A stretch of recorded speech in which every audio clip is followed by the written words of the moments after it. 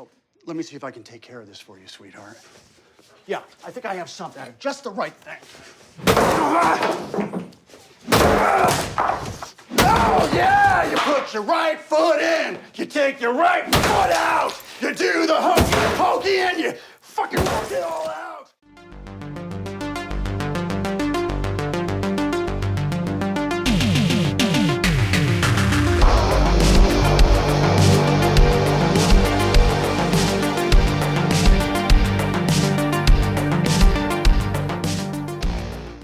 We are talking Mum and Dad, starring Nicolas Cage, Selma Blair and Lance Henriksen. Now this one is written and directed by Brian Taylor, and he was one of the guys behind the Ghost Rider Spirit of Vengeance and also the Crank movies. Now Mum and Dad, you can tell this is directed by this guy. If you've ever seen the Crank movies or Ghost Rider, you know they have a very kind of kinetic and kind of like ADHD feel to it, basically, and this movie is no different. And the story here is there's some kind of event, some kind of mystery phenomenon that causes parents to go into a murderous rampage to try and kill their children. It's explained in the film in a kind of on the TV that where you have, if you're a parent, you know, naturally speaking, in our real world, you have this overriding kind of feeling of protection on your kids, and you kind of will do anything for them to protect them.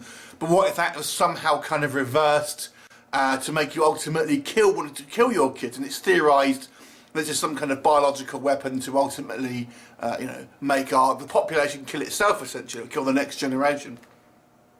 So on one kind of sunny day, all the parents across America go crazy and wanting to kill their children, and it really focuses on this family with Nicolas Cage and Selma Blair being the parents, and they have this kind of a rebellious teenage daughter and a kind of a young son who's around kind of 9 or so. And it's whether these two kids ultimately can evade the parents and survive the day. So let's talk about Mum and Dad. So Brian Taylor, you know, he has a very specific style of directing, and if you've seen, like I said, if you've seen the Crank films, if you've seen Ghost Rider Spirit Events, and obviously he worked with Nick Cage in that movie as well, then it's that very sort of, that kind of very fast-paced, fast cuts, you know, very kind of like fluid use of the camera, etc. And it kind of works in short bursts, but I feel as a film, as a whole feature, it becomes quite grating. I feel the editing in this movie is just very kind of abrupt and kind of like, you know, it doesn't kind of, there's a very kind of weird narrative flow in this film. It just kind of like stops, the music will stop dead and kind of go into a kind of flashback or something.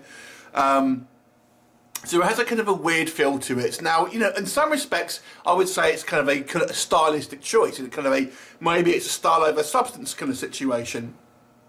So the story here is actually quite slight. It really is just these two kids evading their parents, and for the most part, they're actually just holed up in the basement with the kind of the door shut, and we don't actually see much in the way of conflict until kind of right at the actual end. So the actual story is very contained within just one family. We don't see much else in regards to the actual outside of the world. We see a little bit maybe at the beginning, but not a whole lot. We don't really know what's kind of going on.